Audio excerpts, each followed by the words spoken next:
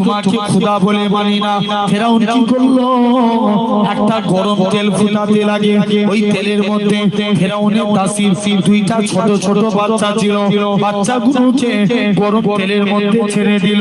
ফেরাউন এরকম ভাবে বাচ্চাগুলো চিকচিকিয়ে উঠলো, বাচ্চাগুলো চিৎকার করে আওয়াজ করে শহীদ হয়ে গেল।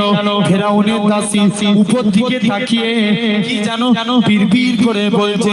ফেরাউন বলে দাসী রে তুই উপর দিকে তাকিয়ে কি জানো বিড়বিড় করে বলিস।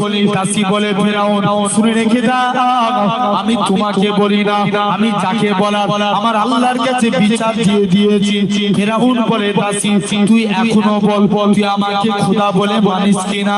দাসী বলে তুমি কি ভেবেছো আমার দুটো বাচ্চাকে মেরে দিয়ে তুমি কি আমাকে আল্লাহ ভুলিয়ে দিবে? না না না না, এটা মানা যাবে না, এটা মানা যাবে না। আমি তো তোমাকে